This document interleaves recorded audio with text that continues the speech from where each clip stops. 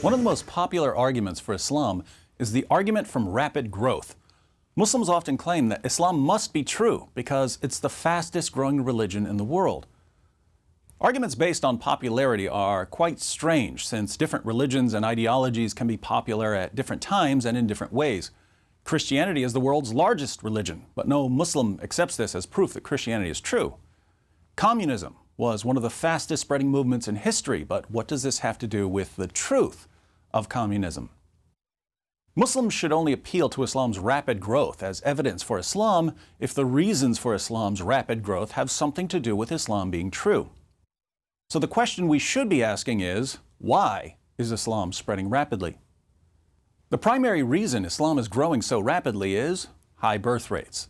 As a general rule, if your group has more children than other groups, your group's going to grow faster than other groups. According to Pew Research, Muslims have the highest birth rates in the world.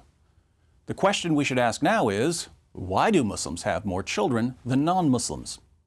Here we find that the high birth rates are connected to Islam's impact on women. When women have fewer opportunities in life, they tend to start having children at a younger age. Fewer girls go to school, fewer go to college, there aren't many careers available to them, their parents marry them off at a younger age. Instead of starting a family in their 20s, they start a family in their early teens, and birth rates go up.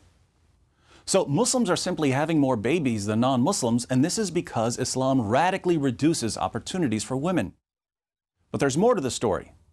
Pew Research notes that apostasy, leaving one's religion, isn't as common among Muslims as it is among non-Muslims. Why are Muslims less inclined than other groups to leave their religion?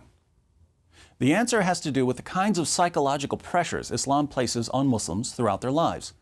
In Sahih al-Bukhari 69:22, Muhammad commands his followers, whoever changed his Islamic religion, kill him. In many Muslim countries, people who leave Islam face death, imprisonment, or at the very least, persecution. Even in the West, where apostates are protected by law, Muslims often understand that if they leave Islam, they'll be shunned by their families. Islam also discourages critical thinking about Muhammad. In Surah 4, verse 65 of the Quran, Allah declares, "But know by your Lord, they can have no faith until they make you, O Muhammad, judge in all disputes between them and find in themselves no resistance against your decisions and accept them with full submission." If you find in yourself any resistance against Muhammad's decisions, the Quran says you're not a real Muslim. Verses like this have led to generations of Muslims who are terrified of questioning anything Muhammad said. And the result of the suppression of critical thought is that many Muslims regard any argument for Islam, even an argument like Islam is growing fast, so it must be true, as entirely convincing. Apart from this, Muslims are generally more sheltered from criticism than non-Muslims are. In Muslim countries, criticism of Islam is not tolerated and may be met with legal punishments or mob violence. Even in Western nations, criticism of Islam is often silenced by calling critics racists, bigots, hate mongers, and Islamophobes. Muhammad ordered his followers to kill people who made fun of him, and the Salman Rushdie affair and the murder of Theo van Gogh and the Charlie Hebdo massacre have convinced most critics to keep their mouths shut, thus further insulating Muslims from any sort of critical thinking about their religion. So now we understand why the Muslim population is growing so rapidly. But Islam isn't just growing rapidly in terms of global population, it's also growing rapidly in the West. Here again, however, this has little to do with conversions to Islam. Islam's main source of growth in the West is immigration.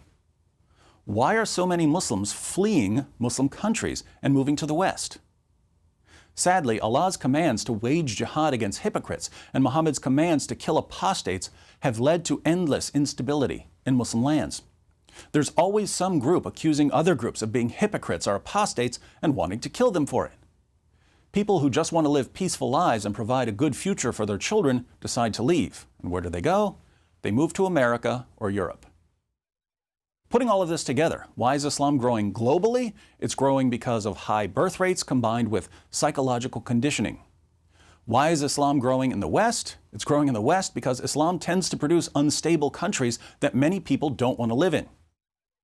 If our Muslim friends think that Islam's oppression of women and inability to produce stable countries is proof that Islam is true, we may not be able to change their minds. All we can do is point out that many of us would look at the exact same evidence and come to the opposite conclusion.